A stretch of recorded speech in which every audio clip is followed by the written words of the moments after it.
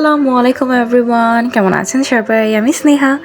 তো আজকে চলে এসেছি আমি নতুন আরেকটা ভিডিও নিয়ে। বাট আজকে আমরা যাব না বাহিরে, আজকে আমরা বাহিরেও যাব না, আজকে আমরা ডিনারেও যাব না। আজকে সাডেনলি বাবার আমি ডিসাইড করি যে আজকে আমরা রান্না করব কাচ্চি, পাপ বেটির কাচ্চি হবে এটার নাম।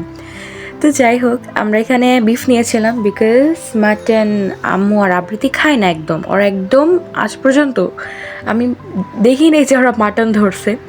তো আমরা এখানে নিয়েছিলাম হলো ফরচুনের যে বাসমতি রাইসটা, ওইটা আজকে বাবা আর আমি প্রথম রান্না করব। তো সব কিছু প্রিপারেশন করে কেটে নিয়েছিলাম, ধুয়ে নিয়েছিলাম। তো এখন জাস্ট রান্না করার পালা। আর এই কাচ্চি রান্না করা এত প্যারা ওরে বাবা, আমি তো মানে ভাবতেও পারিনি। আর যেহেতু আমরা মেরিনেট করে রাখতে পারিনি মাংস, যেহেতু সাডেন, এই জন্য পেঁপের যে খোসাটা এটা জাস্ট একটু গ্রেট করে নিয়েছি। এতে হয় কি মানে মাংসটা সফট হয়। আর এখানে আমরা দুইজন রান্না করতেছি আর এখানে ওরা সবাই বসে চিল করতেছে, এক একজন এক এক রকম। সোফার মধ্যে কেউ বসে আছে, কেউ শুয়ে আছে, আর ওইদিকে আমি আর বাবা সব করতেছিলাম। বাসায় অনেক কিছু ছিল না, এই জন্য বাবা একটু পর পর নিচে যাচ্ছিল, যেহেতু অনেক রাত হয়ে গেছে, লিফট অফ হয়ে যাচ্ছিল। আর এখানে যে ফ্রেমটা দেখছেন, এই একটা আছে, একটা ভূমিকম্পতে ভাঙছে, আরেকটা আমার মাথার উপর পড়ে আমার মাথাটা ফাটছে। যাই হোক, টেনশন করবেন না কেউ, এখন আমি একদম ঠিক আছে আলহামদুলিল্লাহ। তো এখানে বাবা আবার নিচে চলে গেছিলো, আবার কী যেন মনে পড়ছে ওটা কিনতে। আর এদিকে আমি আম্মুর পাশে বসে বসে মিস্টার বিস্টের ফ্যান ওরা, তো ওইটাই দেখছিলাম। আর এখানে তামজিদ যেহেতু ফুটবল লাভার, ওই ওয়ার্ল্ড কাপের আর্জেন্টিনা সাপোর্টার, তো ওটা বানাইছিল। তো এখানে তামজিদ শুধু শুধু আসছে, এসে দেখাচ্ছে যে আপু ভিডিও নাও। এখানে দেখাচ্ছে যে আমি কী কী ইনগ্রেডিয়েন্টস রেডি করেছিলাম। তো এখন আমাদের হলো যে বিফের যে প্রসেসটা ওইটা আমরা শুরু করব। তো এখানে বাবা বড় বড় করে মাংস কেটে নিয়ে আসছিল। আপনারা আর কতই আমাদের ঘোরাঘুরি দেখবেন বলেন, আজকে আমি আপনাদেরকে একটু শিক্ষণীয় ভিডিও দিচ্ছি, আপনাদের কাজে লাগবে। ঝটপট কাচ্চির রেসিপি, যদিও এটা ঝটপট না, রান্না করতে 3 ঘন্টার বেশি লাগছে শুধু রান্না করতে, আর প্রসেসিং তো বুঝেনি। তো যাই হোক, এখানে বাবা সব কিছু একটার পর একটা দিয়ে দিচ্ছিল, আর আমরা কোনো মেজারমেন্ট নিয়ে কাজ করিনি, জাস্ট আন্দাজ, কারণ আমরা তো প্রফেশনাল, বুঝেন না। আর কাচ্চিতে আলু না হলেও এটা কাচ্চি লাগে না আমার কাছে, একদম সত্যি কথা যেটা। কাচ্চির মধ্যে যদি আলু না থাকে ওইটা কাচ্চি না। আমি এক গাদা আলু কাটছি আর ওগুলো আমি এখন ভেজে নেব। এখানে বাবা জাস্ট গরুর মাংসের মধ্যে সব কিছু মশলা দিয়ে মেরিনেট করে এক পাশে রেখে দিবে।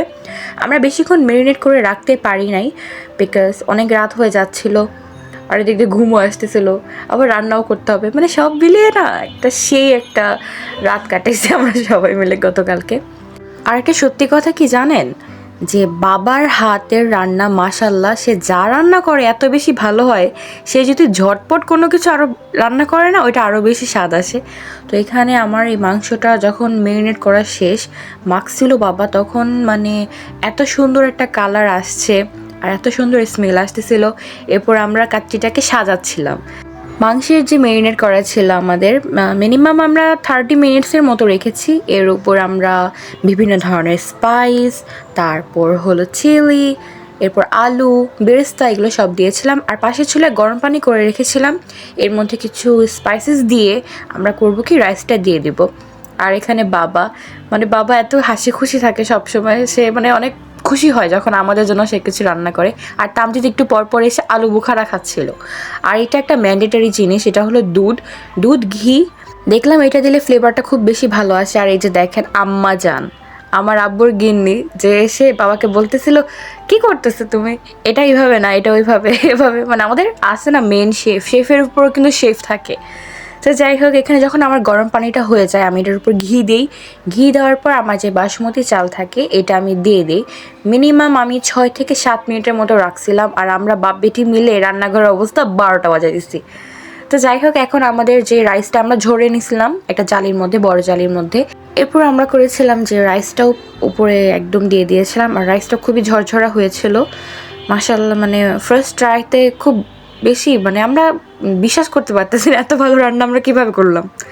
এরপর আমরা আবার সাজাচ্ছি রাইসটাকে, আমরা এরপর জাফরান দিই।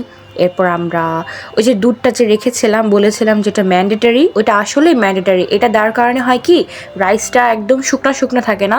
যখন আমি এটা নাড়াবো লাস্টের দিকে তখন দেখতে পারবেন যে খুবই সুন্দর ঝরঝরা হয়।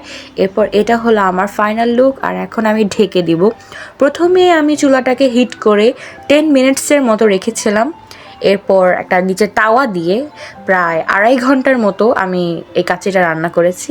আর এদিকে আমি বাবার রাতের খাবারটা রেডি করছিলাম। আমার এই মাইক্রোওয়েভটা এত ভালো করে সার্ভিস দিচ্ছে, মানে এত ভালো, আমি মনে করি সিঙ্গারের এটা বেস্ট। আর এদিকে এসে দেখি যে তারা সাবওয়ে সার্ফার্স গেম খেলছে, যেখানে হলো কি তামজিদ টার্গেট করেছিল খুবই কম, 5 থেকে 6 হাজার, বাট আবৃত্তি প্রায় 30-35 হাজারের মতো স্কোর করেছে। 33 হাজারের মতো স্কোর করেছে। সো ওর অনেক খুশি লাগতেছে। তামজিদ বলতেছে আমি এটা কীভাবে ব্রেক করবো, মানে থাকে না ভাই বোনদের মধ্যে কিন্তু এগুলো চলে, কম্পিটিশন চলতেই থাকে।